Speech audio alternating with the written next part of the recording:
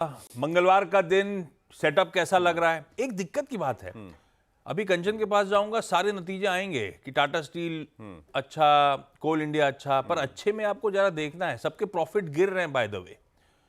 Tata steel का profit गिरा, कोल India का प्रॉफिट गिरा, सब ये आईजीएल का प्रॉफिट गिरा। तो हमारी एक्सपेक्टेशन से बेहतर हो सकते हैं, लेकिन ध्यान रखिए एक इशू ये हो गया है कि वैल्यूएशन कूल ऑफ हो रहे थे अगर, तो भाव गिरने से तो यहाँ पे ईपीएस भी कॉन्ट्रैक्ट हो रहे हैं इस बार, तो एक थोड़ा सा सरदर्द है। इंडिया इनको परफॉर्म करना जरूरी है।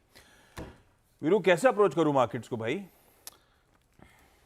देखिए आशीष, कल इसमें कोई राय नहीं, जो चीज़ आपने आईटी की एक्सप्लेन कर दी, एक्स्ट्रा ऑर्डिनरी प्रेशर था। यूएस फ्यूचर्स पूरे दिन सिंक हो रहे थे और निफ्टी आईटी का जो वो 1000 पॉइंट का लॉस था उसने वो डैमेज किया। और दूसरी तरफ आईसीआईसीआई बैंक का एक strong pull back from a key level 50 week exponential moving average, वो निफ्टी बैंक को बचा के ले गया। बट स्टिल निफ्टी पे प्राइस डैमेज काफ़ी सिवियर हुआ और आप कह सकते हैं कि आप एक पायदान और नीचे आ गए। पहले 23,500, फिर 23,200, फिर 23 और फिर 22,800 के क्लस्टर को आप कल छू के आ गए। तो देखिए, है तो विफलता ये कि आप एक पायदान और नीचे आ गए। आज के इस सेशन को मैं कैसे अप्रोच करूंगा? एक्सपायरी -2।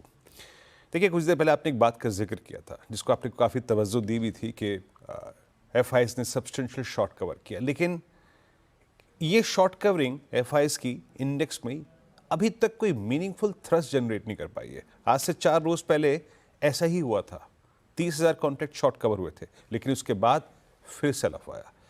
तो ये जब तक शॉर्ट कवरिंग कुछ मीनिंगफुल पॉइंट्स को क्रॉस ना कर दे, इसकी सिग्निफिकेंस बहुत नहीं है। इसका मतलब ये है कि वो नीचे कवर भी कर रहे हैं और ऊपर अच्छी अपॉर्चुनिटी मिल रही है तो फिर शॉर्ट भी कर रहे हैं। तो ये इस प्रोस्पेक्टिव से आपको देखनी चाहिए। और इसका मीनिंग तब ज़्यादा मतलब महत्वपूर्ण होगा जब आप कैश में बायर होंगे। बट आप उनके जरा कैश के स्टैट्स देखिए, वहाँ तो कोई, अगर आप देखें, लिहाज ही नहीं है। कल भी एक बड़ा सेल फिगर था करीब 5,015 करोड़ रुपए का। डीआईएस ने करीब 6642 करोड़ रुपए की बाइंग करी, तो वो आपको थोड़ा सा, अगर आप देखें, एक सुकून दे रही है। अदरवाइज एफआईएस की कैश में एक बहुत बड़ी सेलिंग है।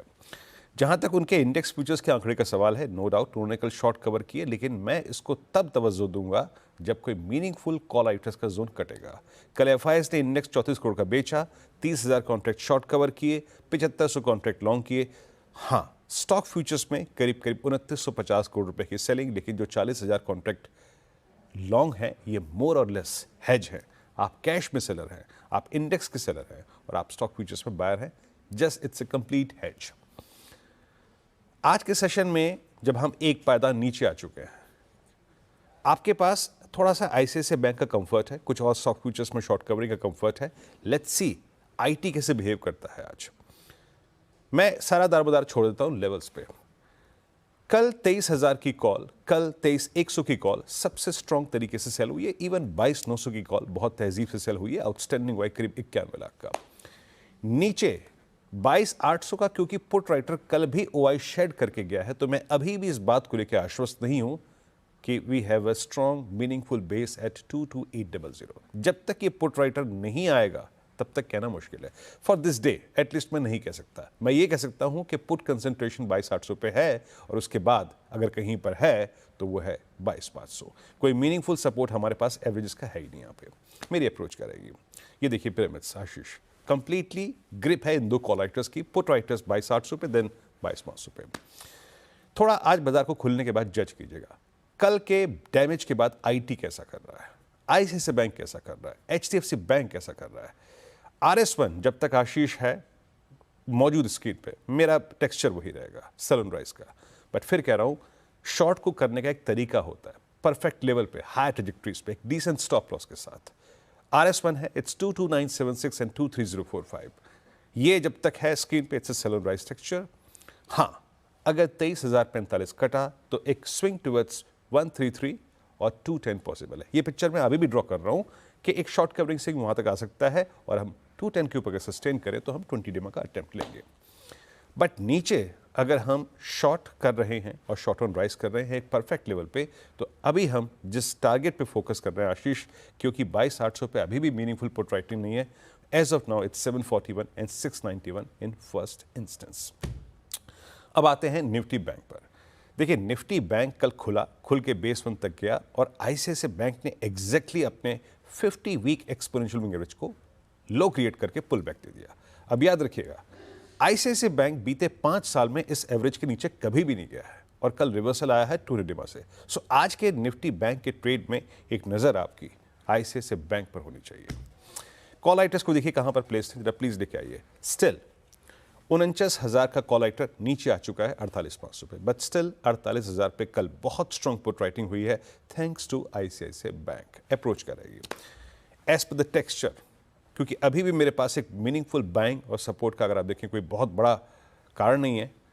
RS1 आशीष इसके नीचे अभी भी टेक्सचर आपका सनराइज करेगा। It's 345 and 536 perfect short covering swing towards 49261 49050 वो तब आएगा जब आप 48,536 के ऊपर टिक जाएंगे। वो थोड़ा दूर है बट नियम यही कहता है RS1 के नीचे सेल, और जब भी हम सेल ट्रेड लें तो आपके बेस 1 और बेस 2 को टारगेट रखेंगे।